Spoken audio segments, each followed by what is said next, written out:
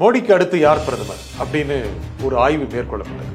அதில் அவருக்கு அடுத்தபடியாக அமித்ஷா பேரு, அப்புறம் நிதின் கட்கரி. இது ஒரு வகையில் ஆர்எஸ்எஸ்க்கு அடுத்த தலைவர் அடையாளம் காண்றதுக்காக செய்யப்பட்ட ஒரு ஆய்வாக கூட இருக்கலாம். இந்தியா டுடே பத்திரிகை பண்ணதுனால கூட அவர்களுக்கு இது ஒரு இன்புட் கிடைக்கிறது இல்லை அவங்களுக்கு இதன் மூலமாக.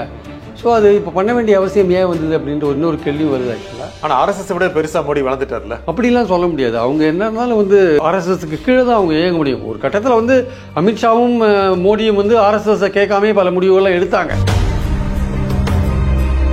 இன்னொரு புது தலைவரை தயார் பண்ணி 26, 27, 28 3 வருஷம் இருக்குல்ல, அதில் அவருக்கு எப்படி மோடி 2013 காத்தடிச்சு மேலே கொண்டு வந்தாங்களோ, டக்குன்னு காத்தடிச்சு அவர் ஒரு பெரிய ஒரு ஃபிகராக கொண்டு வந்தாங்களோ, அந்த மாதிரி ஒரு ஃபிகராக அமித்ஷாவை கொண்டாடலாம். Modi as a prime minister அவருடைய செல்வாக்கு 6 பாயிண்ட் குறைஞ்சிருக்குன்னு இந்தியா டுடேல போட்டிருக்கான்.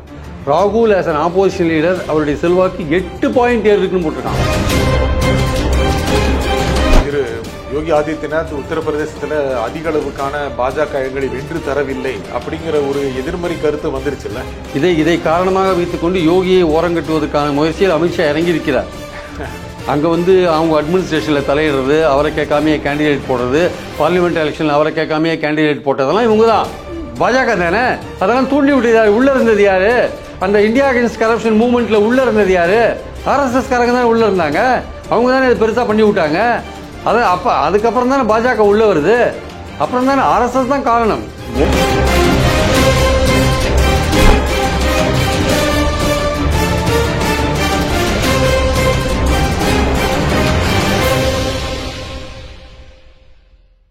வணக்கம் ஆகாயம் நண்பர்களே.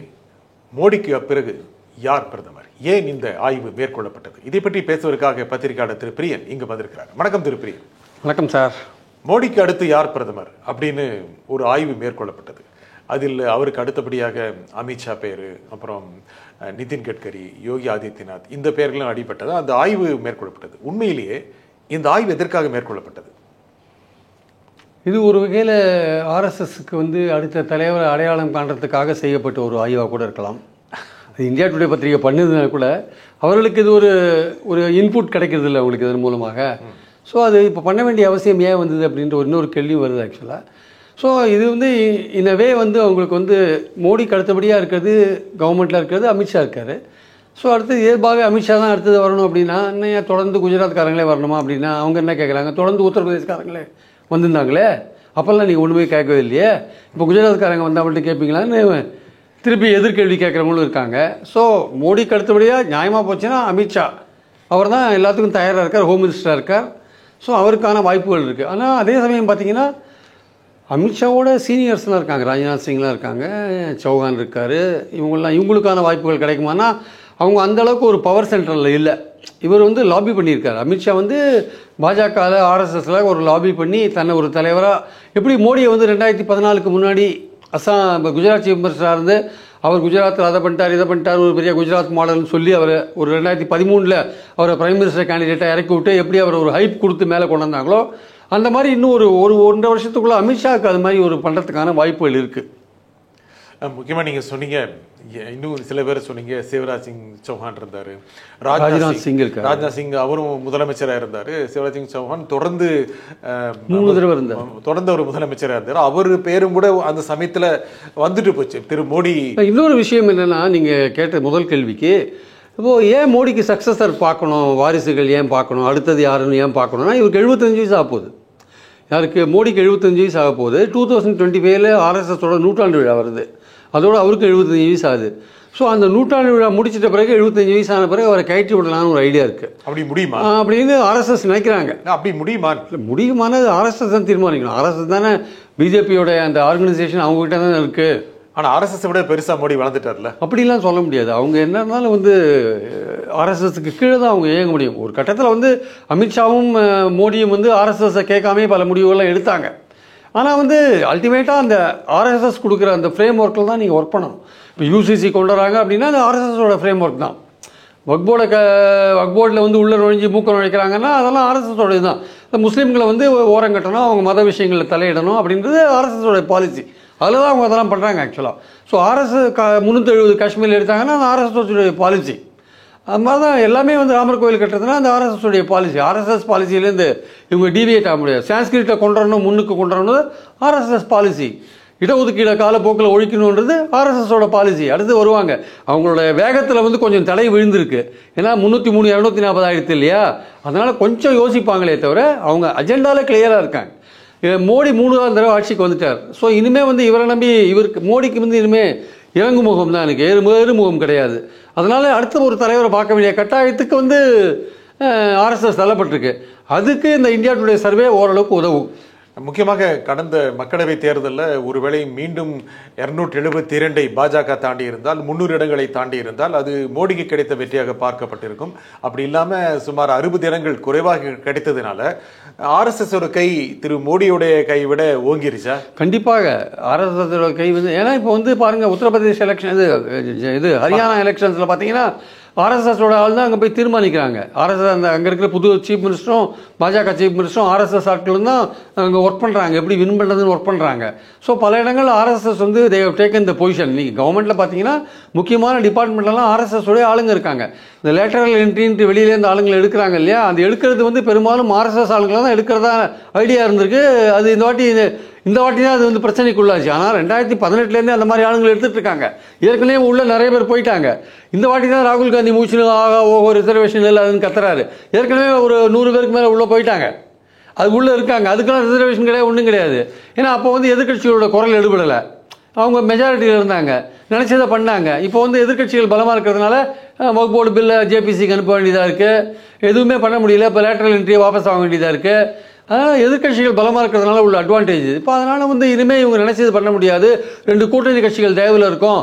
நம்ம இந்த கட்சிகள் கைவிட்டால் நம்ம வேறு ஆட்களை தேட வேண்டியிருக்கும். அது ரொம்ப சிக்கலான ஒரு விஷயமா இருக்கும். அதனால் நம்ம ஓரளவுக்கு அனுசரிச்சுன்னு போகலாம் அப்படின்ற லெவலில் மோடி இருக்கார்.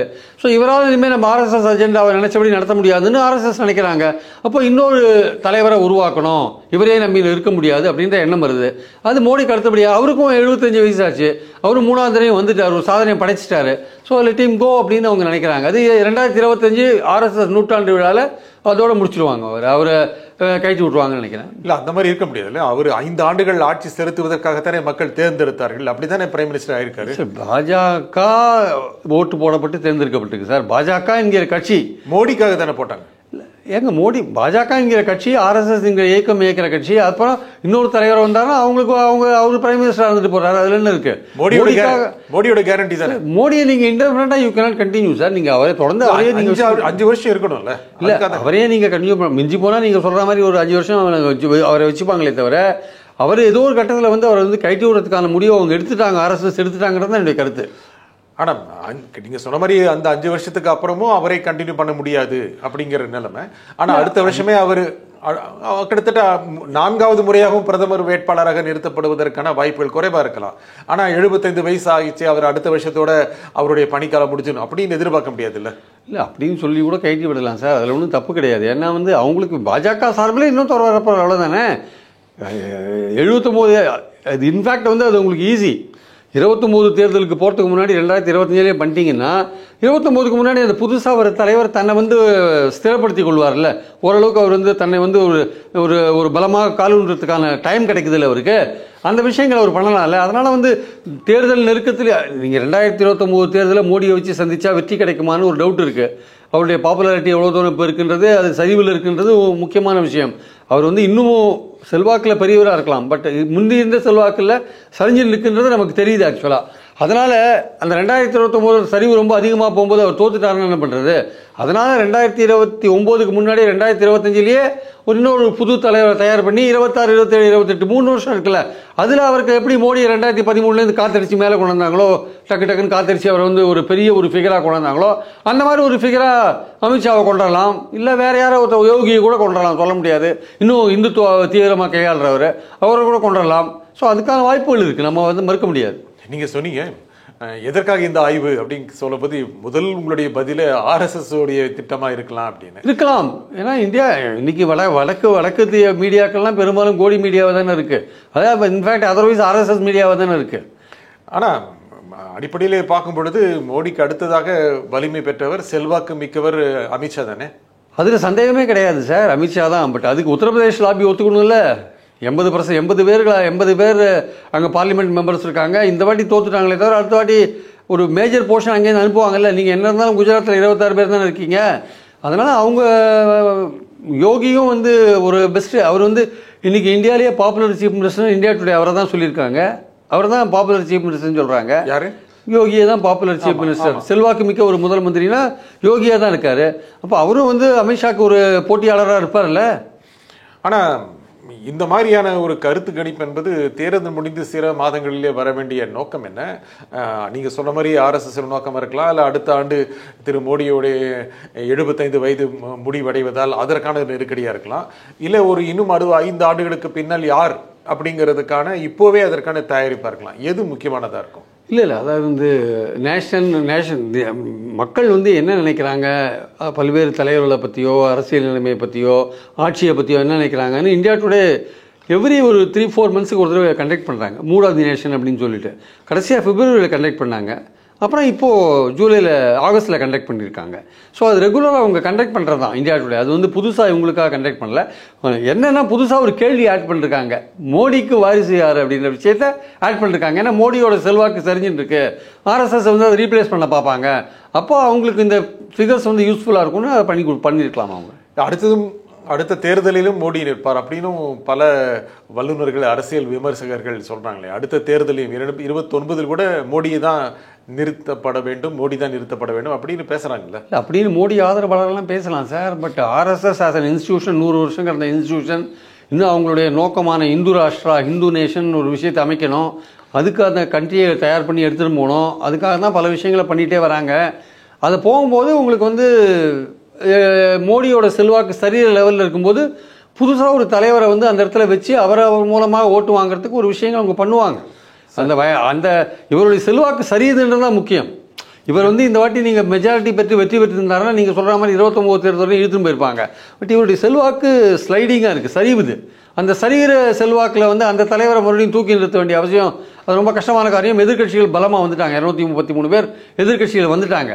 அதனால் வந்து இவங்களுக்கு வந்து வேற ஒரு தலைவரை நம்ம வந்து 25லேயே கொண்டு வந்துட்டா, 25 எண்டிலேயே 25 அக்டோபர் நவம்பர் டிசம்பரில் கொண்டு வந்துட்டா 26 27 28 3 வருஷத்துக்குள்ளே அந்த தலைவரை நம்ம ப்ரொஜெக்ட் பண்ணி ஓரளவுக்கு கொண்டுறலாம் அப்படின்ற ஐடியா இருக்குது. சப்போஸ் மோடி இந்த எலெக்ஷனில் வின் பண்ணியிருந்தாருன்னா இந்த 26லேயே அவரை தயார் பண்ணிட்டீங்கன்னா நீங்கள் 26 27 28 ஓரளவுக்கு வந்து அவர் வந்து 29 எலெக்ஷன்ஸில் வந்து அவர் அந்த புதுசாக தயார் பண்ணுற தலைவர் ஒரு செல்வாக்கு மிக்க தலைவராக இருக்கிறதுக்கான வாய்ப்புகள் இருக்குது அப்படின்னு அவங்க நினைக்கலாம். நீங்கள் தொடர்ந்து ஒரு 3-4 தடவை மோடியோட செல்வாக்கு சரிஞ்சிட்டு இருக்கு, அவர் இறங்குமுகத்தில் இருக்காரு அப்படின்னு சொல்றீங்க. அது மோடியோட செல்வாக்கா பாஜகவோட செல்வாக்கா? மோடியோட செல்வாக்கு குறைஞ்சதுன்னா அமித்ஷாவோட செல்வாக்கு குறைஞ்சிருக்குன்னு தானே அர்த்தம். Modi as a prime minister அவருடைய செல்வாக்கு 6 பாயிண்ட் குறைஞ்சிருக்குன்னு இந்தியா டுடேல போட்டிருக்கான். ராகுல் ஆஸ் அன் ஆப்போசிஷன் லீடர் அவருடைய செல்வாக்கு 8 பாயிண்ட் இருக்குன்னு போட்டிருக்கான். இன்னும் மோடி தான் பெஸ்ட் பிரைம் மினிஸ்டர் யாருன்னு கேட்டால் இன்னும் மோடியை தான் சொல்கிறாங்க 51%. ஆனால் பாயிண்ட் என்னென்னா வந்து ராகுலுடைய செல்வாக்கும் சைமல்டேனியஸாக ஏறிட்டுருக்கு, அதையும் நம்ம மறக்க முடியாது இல்லையா, அதுவும் ஏறிட்டுருக்கு. ஸோ அப்படிலாம் இருக்கும் பொழுது வந்து மோடியோட செல்வாக்கு சரியுதுன்றது எல்லாருக்குமே தெரியுது உலகத்தில். ஆனால் அமித்ஷாவும் அதில் அடக்கம் தானே? இல்லை, அமித்ஷாவும் அதில் அடக்கம் தான் சார். புதுசாக ஒருத்தர் நீங்கள் ஃப்ரெஷ்ஷாக பண்ணீங்கன்னா, ஆனால் அவங்களுடைய அஜெண்டா வந்து மோடி அமித்ஷாவா யோகியான்ற 2 விஷயம் சாய்ஸ் இருக்குது. ஆர்எஸ்எஸ் யாரை தேர்ந்தெடுப்பாங்க தெரியாது. யோகியா தேர்ந்தெடுத்தா இந்துத்துவ ஓட்டுக்களை கவர் பண்ணுறதுக்கான ஒரு விஷயமா இருக்கும். அமித்ஷா அதோட ஹார்ட் கோர் இந்துத்துவவாதி தான், அதில் ஒன்றும் சந்தேகம் கிடையாது.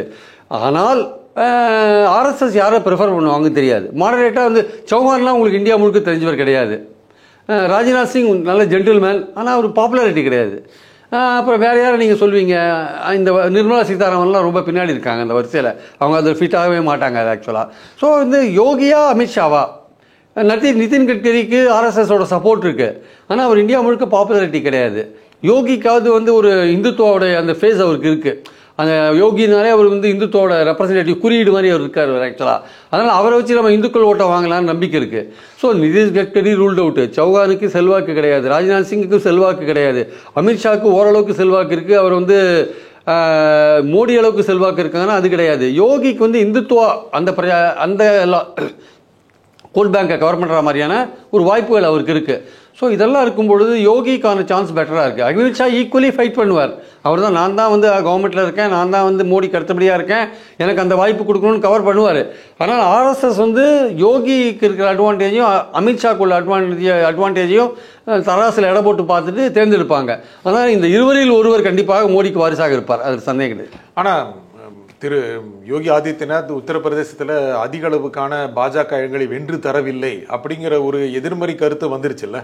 இதை காரணமாக வைத்துக்கொண்டு யோகியை ஓரங்கட்டுவதற்கான முயற்சியில் அமித்ஷா இறங்கியிருக்கிறார். அங்கே வந்து அவங்க அட்மினிஸ்ட்ரேஷனில் தலையிடுறது, அவரை கேட்காமையே கேண்டிடேட் போடுறது, பார்லிமெண்ட் எலெக்ஷனில் அவரை கேட்காமையே கேண்டிடேட் போட்டதெல்லாம் இவங்க தான். அதனால யோகி கோவம், இவங்க போட்ட கேண்டிடேட் யாரும் உள்ளூர் பாஜக ஒத்துழைக்கல, இவங்க ஃபுல்லாக கையில் எடுத்துன்னு அமித்ஷா இவங்களாம் அதை பண்ணிட்டாங்க. ஆக்சுவலாக அது வந்து யோகிக்கு ஒரு டிஸ்அட்வான்டேஜாக போச்சு தோற்ற உடனே. ஆனால் பாயிண்ட் என்னென்னா வந்து இப்போ யோகிக்கும் இந்த மத்தியில் இருக்கிற இந்த அமித்ஷா அந்த குரூப்புக்கு ஒரு உரசல் இருக்குது. உரசல்னால் வந்து இந்த மாதிரி கருத்து வேறுபாடுகள்லாம் இருக்குது. ஆனாலுமே வந்து இவர் யோகி என்கிற ஒரு தலைவர், அவருக்கு வந்து அமித்ஷாவோட ஓட்டு வாங்கிறதுக்கான உத்தரப்பிரதேஷ்லேயோ இல்லை வேறு ஏதோ இந்த கவு பெல்ட்டுன்னு சொல்கிற அந்த சத்தீஸ்கர்லேயோ மத்திய பிரதேஷ்லேயோ ராஜஸ்தான்லேயோ ஓட்டு வாங்கிறதுக்கான அந்த செல்வாக்கு வந்து அதிகமாக இருக்குது. அமித்ஷாவோட நிச்சயமாக அதிகமாக இருக்கும், யோகிக்கான வாய்ப்புகள் அதிகமாக இருக்கும். நீங்கள் சமீப காலத்தில் எலெக்ஷன்ஸில் பார்க்கலாம், யோகி பல மாநிலங்களில் போய் பேசுகிறத நீங்கள் பார்க்கலாம். ஸோ அவரை வந்து ஏன் போகிறார், ஒரு வழக்கமாக உத்தரப்பிரதேச விமர்சனம் ஏன் போகிறார், சௌகான் வராரா, சௌகான் இப்போ தான் ஒரு தடவை வந்தார் இங்கே தமிழ்நாட்டுக்கு, ராஜ்நாத் சிங் 1-2 தடவை வரார். ஆனால் யோகி வந்து பல மாநிலங்களுக்கு போகிறார், முக்கியமாக ஹிந்தி பேசுகிற மாநிலங்களுக்கு அதிகமாக போகிறார். ஸோ அதனால் வந்து ஆர்எஸ்எஸை பொறுத்த மட்டும் யோகி பெட்டர் சான்ஸாக இருப்பாரோ, ஓட் பேங்கை பொறுத்த மட்டும் அமித்ஷாவோட ஒரு பெட்டர் லீடராக இருப்பாரோ ஓட் பேங்கை பொறுத்த மட்டும் அப்படின்ற யோசனை அவங்களுக்கு இருக்குது. ஆனால் அடிப்படையான ஒரு விஷயத்தை ரொம்ப தெளிவாக புரிஞ்சுக்கணும், மோடியுடைய செல்வாக்கு சரிகிறது. ஆனால் ஆர்எஸ்எஸ் வந்து ஒரு மாற்றுத் தலைவரை தேடுகிறது என்பது உண்மை. ஆனால் மோடியுடைய பேச்சு தானே, மோடியுடைய முகம் தானே இந்தியா முழுக்க தெரிஞ்ச முகமாக இருக்குது. அது தெரிய வச்சது யார் சார்? ஆர்எஸ்எஸ் தானே தெரிய வச்சுது. அன்றைக்கி இருந்த 2013-14 சூழ்நிலை என்ன, சாரி 2G போன்ற விஷயங்கள், இவரெல்லாம் இருந்தார்ல, இந்த கெஜ்ரிவால் போன்றவர்கள்லாம் வந்து ஊழலுக்கு எதிரான போராட்டத்தை நடத்தினாங்க. நம்ம இன்னொருத்தர் இருந்தார், அவர் ஊழலுக்கு எதிரான ஒரு பெரிய போராட்டத்தை நடத்திட்டு இப்போது இருக்கார், அவர் பேர் டக்குன்னு வரல, ஞாபகம் வரல, அண்ணா ஹசாரே. இவங்கெல்லாம் பண்ண அந்த போராட்டத்தோட பலனை அனுபவிச்சது யார்? பாஜக தானே. அதெல்லாம் தூண்டி விட்டது யார்? உள்ளே இருந்தது யார்? அந்த இந்தியா அகேன்ஸ்ட் கரப்ஷன் மூவ்மெண்ட்டில் உள்ளே இருந்தது யார்? ஆர்எஸ்எஸ்காரங்க தானே உள்ளே இருந்தாங்க, அவங்க தானே இது பெருசாக பண்ணி விட்டாங்க. அதுக்கப்புறம் தானே பாஜக உள்ளே வருது, அப்புறம் தானே ஆர்எஸ்எஸ் தான் காரணம். மோடியோட இமேஜை அவுட் ஆஃப் ப்ரொபோர்ஷன் ப்ளோ பண்ணுறது, குஜராத் மாடல்னு சொல்கிற விஷயங்கள்லாம் ஆர்எஸ்எஸோடைய பிளான் தானே. ஸோ ஆர்எஸ்எஸ் ஒரு இயக்கமாக அது வந்து ஒரு மனிதனை வந்து ஒரு செல்வாக்க உயர்த்துற ஒரு விஷயத்தை அது சுலபமாக அவங்க பண்ணுவாங்க. அவங்ககிட்ட அந்த மிஷினரி இருக்குது, ஆட்கள் பலம் இருக்குது, மிஷினரி இருக்குது, ஒர்க் பண்ணும். அது ஆக்சுவலாக அந்த மாதிரி சோஷியல் மீடியா இன்றைக்கி பலமாக இருக்குது, யாரை வேணால் எப்படி வேணால் தூக்கி விடுவாங்க. ஸோ ஒன்ஸ் ஆர்எஸ்எஸ் தலைமை தீர்மானிச்சிடுது, மோடியோட செல்வாக்கு இறங்கி இருக்குது, 75 ஆயிடுத்து, போகிறோம், நம்ம அடுத்த தலைவரை ரெடி பண்ண வேண்டிய காலகட்டம் வந்துடுச்சு அப்படின்னு நினச்சாங்கன்னா, வந்துடுச்சுன்னு தான் நான் நினைக்கிறேன். இந்த சர்வேலாம் வந்து நேஷனல் லெவலில் ஒரு மீடியா வந்து இந்த விஷயத்தை கையில் எடுக்கிறான்னா, இது ஆர்எஸ்எஸ் உடைய மென்டாலிட்டியை வந்து அவங்க புரிஞ்சுருந்தா அது பண்ணுறாங்கன்னு நான் நினைக்கிறேன் ஆக்சுவலாக. மேலும் மோடி மிக பலமானாக இருக்கிறார் அப்படின்னா இந்த மாதிரி ஒரு சர்வே எடுக்க கூட ஒரு மீடியா யோசிப்பாங்கல்ல. அடுத்து 29 அவர் தாங்க தலைவர், ஏங்க வாரிசு தேடணும்? இப்போதானே வந்திருக்கிறார், அது கூட அடுத்து இதுக்கு வாரிசு தேடணும். அவர் பிரைம் மினிஸ்டர் 3வது தடவை வந்திருக்கிறாங்க. அவருடைய நோக்கம் வந்து 3 தடவை வின் பண்ணி காட்டணும்னாரு, 3வது தடவை வின் பண்ணிட்டார். பட் அவருடைய செல்வாக்கு சரிஞ்சு போச்சுன்றத, கூட்டணி கவர்மெண்ட் தானே ஃபார்ம் பண்ணிருக்கீங்க, செல்வாக்கு சரிஞ்சு போச்சுன்றது உண்மை. ஸோ இந்த மாதிரி மோடிக்கு அடுத்தது யாருன்னு ஏன் ஒரு மீடியாவுக்கு அந்த எண்ணம் வருது, இல்லை வேற எப்படி இந்த எண்ணம் வருது, மோடிக்கு அப்புறம் யார் அப்படின்ற ஒரு தலைவர் எண்ணம், மோடிக்கு அடுத்தது யாருன்ற ஒரு அந்த எண்ணம் ஏன் வருது ஒரு மீடியாவுக்கு வருதுன்னா, மோடியோட செல்வாக்கு சரிஞ்சிட்ருக்கு. அவர் 29 ஒரு கேண்டிடேட்டாக இருக்க மாட்டார், 25 அவருக்கு வந்து 75 வயசு ஆயிடுச்சு ஆறுது. அதனால் வந்து நிச்சயமாக வந்து ஒரு வாரிசு தேடுற லெவலில் தான் ஆர்எஸ்எஸ் இருக்காங்க. அந்த எண்ணம் தான் வந்து இந்த மீடியாவுக்கு வந்து இந்த இதை தோற்றி, ஏன் இந்த போன வருஷம் எங்கேயும் பண்ணல, இல்லை அதுக்கு முந்தின வருஷம் ஏன் பண்ணல, ஏன் இப்போ பண்ணுறாங்க, இதோட வந்து 75 வயசோட ஒரு அரசியலை முடிச்சுப்பார் அப்படின்ற மாதிரி அவங்க கருதுகிறாங்க, ஆர்எஸ்எஸும் கருதுகிறது. அதனால தான் இந்த சர்வே எடுத்திருக்காங்க. ஸோ அது உண்மையும் கூட. ஏன்னா ஒரு தலைவரை தேட வேண்டிய ஒரு இயக்கத்துக்கு வந்து ஒரு தலைவர் வந்து முக்கியம். பாருங்கள், எம்ஜிஆருக்கு அப்புறம் ஏடிஎம்கே என்ன பாடுபட்டது, ஜெயலலிதா வந்தாங்க, ஜெயலலிதா இறந்து போன பிறகு ஏடிஎம்கே என்ன இன்றைக்கி வரையும் பாடுபட்டு இருக்குல்ல, அதனால் யுனைட் ஆக முடியல. ஸோ ஒரு தலைவர்ன்றது வந்து ஒரு இயக்கத்துக்கு ரொம்ப முக்கியம். இப்போ திமுகவுக்கு அந்த பிரச்சனை இல்லை. கலைஞருக்கு அப்புறம் ஸ்டாலின் நல்லா ஸ்டெபிலைஸ் பண்ணிட்டாரு. ஸ்டாலினுக்கு அப்புறம் உதயநிதி அவர் வந்தாலும் கட்சிக்காரங்களுக்கு எந்த பிரச்சனையும் இல்லை, எங்களுக்கு ஒரு தலைவர் இருக்கிறார் அப்படின்னு திமுக காரங்கள்லாம் பெருமையாக சொல்லிக்கிறாங்க. பட் அதனால் வந்து தலைமை அங்கே இதில் வந்து பாஜகவில் வந்து வாரிசு அரசியல் கிடையாது, தலைவரை உருவாக்குறாங்க அவங்க ஆக்சுவலாக. ஸோ தலைவரை உருவாக்கும் பொழுது அடுத்த ஒரு மோடி எப்படி உருவாக்கினாங்களோ அந்த மாதிரி இன்னொருத்தரை உருவாக்குவாங்கன்றதான் நம்முடைய கருத்து. சார், இந்த நிகழ்ச்சியின் கருத்துக்களை கூறியமைக்காக திரு பிரியன் மிக்க நன்றி. மீண்டும் ஒரு நிகழ்ச்சியை சந்திப்போம். நன்றி, வணக்கம்.